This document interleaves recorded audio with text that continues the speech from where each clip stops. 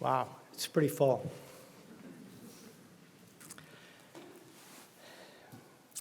Four years ago, at the beginning of the pandemic, I stood before you from upstairs in room 200 on Zoom by myself. I am so proud of all we've accomplished since that time and grateful for the extraordinary leadership of our clergy and staff, our board and lay leaders, and all of you who make this community what it is.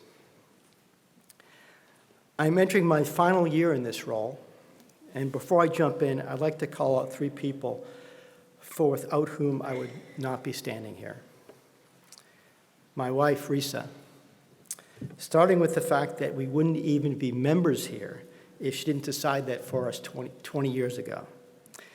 We celebrate our 30th anniversary next month, and I know that one of the ways that I have fallen short this year is not telling you how grateful I am, that no words could possibly express how grateful I am for whatever chain of events put us together on this journey in life and at TBE. So I'm telling you now. I want to call out my predecessor, Bob Schechter. Bob always picks up the phone when I call, always. Bob, I'm so grateful for your wisdom and guidance whenever I need it, which, as it turns out, is a lot. Thank you.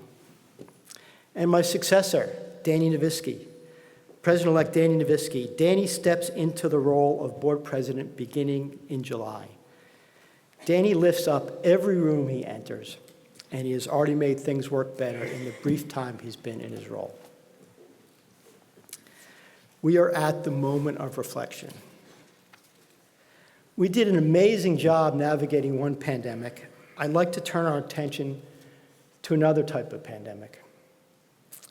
Surgeon General Vivek Murthy, in his groundbreaking report this year, our epidemic of loneliness and isolation, provides a call to action for strengthening our relationships and rebuilding social connection.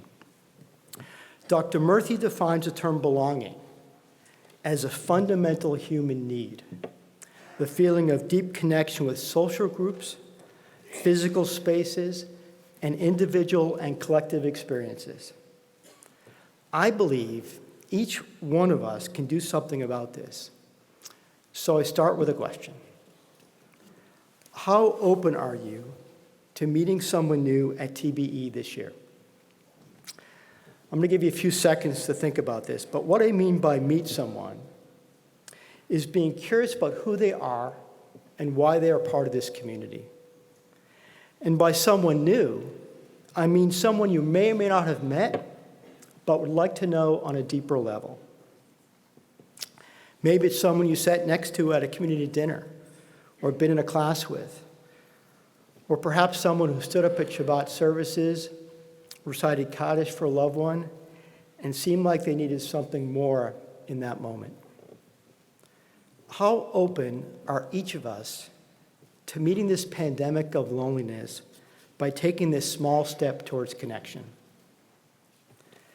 A Gan Elohim parent shared with me, one of the best things about TBE is Danielle. For those of you who don't know Danielle, she works at the front desk and is the person most of us see when we first enter the building. He shared, "It is a welcoming presence to have somebody every morning with a smile. It is really meaningful when you enter, and someone welcomes you and knows who you are." Danielle grew up in Gabon, West Africa, and came to us 7 years ago through France, Georgia, and eventually Boston. She's been welcoming us in with her openness and her smile ever since. Many of us experience TBE as an extraordinary, warm, and caring community where we can find, as Dr. Murthy describes, a sense of belonging.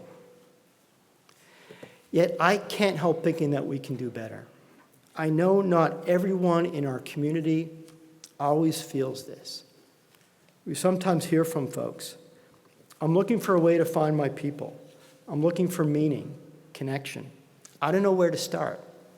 Or a congregant in time of need who feels alone. Are we as individuals open to others, to inviting them in, or are we open to being invited in? And when I mean openness, I mean Danielle's smile at the front door. Danielle does not seem to be held back by the notion of otherness. Can we all say the same thing? Laura, a single mother by choice, who has 2 daughters, including one at Gan Elohim, articulated to me both this tension and the opportunity.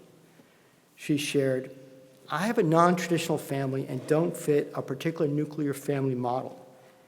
It's human nature to seek similarity as there's comfort in the familiar.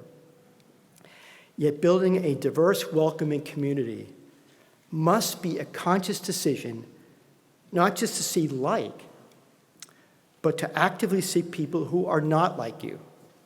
In fact, Judaism places tremendous importance on building a community that embraces the uniqueness in each of us. It's not just our commonality, but also our differences that strengthen us. We learn this from this morning's Torah portion, Nitzavim. In Deuteronomy, Moses tells us, you stand this day, all of you, before your God, your tribal heads, your elders, and your officials, every householder in Israel, your children, your wives, even the stranger within your camp, from woodchopper to water drawer, to enter into the covenant of your God. All of you. It's a remarkable statement of inclusion. Every one of us receives an invitation to God's covenant, regardless of our age, our gender, our political views, how much wealth we have, our family structure, who we love, our race, or where our ancestors came from. And if God's covenant belongs to every one of us, then it is up to each of us to ensure that everyone feels included and connected. This is what we realize in the moment of reflection. How might we invite others in? How might we invite and welcome others to walk in the door? Sometimes we just walk in the doors and discover something new. What I hear from congregants most often, though, is that their pathway begins with an invitation, sometimes from someone they don't know all that well. An invitation to join our parents' school committee, an invitation to come to the Sisterhood Seder, being introduced, welcomed, and a few years later becoming a chair. An invitation to join a book club, being invited to join a Havurah and developing 40-year relationships. Inviting someone new to your Passover Seder. Sometimes it is simple as being willing to talk to people you don't know. It is the moment of reflection. I asked earlier how open each of us is to meet someone new this year. I'd like to ask the question again, but differently.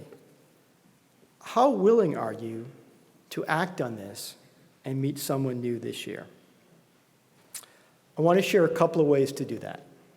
First, I trust you've heard Rabbi Harper talk about Saturday, October 7th. Our adult learning team is hosting, as part of a day of learning, one-on-one conversations. This is an opportunity to start or deepen your connection to Judaism and the TBE community. Second, we don't just want the clergy and staff to enable this. This is all of our work. You have the power to create these connections. This is the moment of action. When you exit the synagogue this morning, you'll find note cards outside on the tables. They look like this.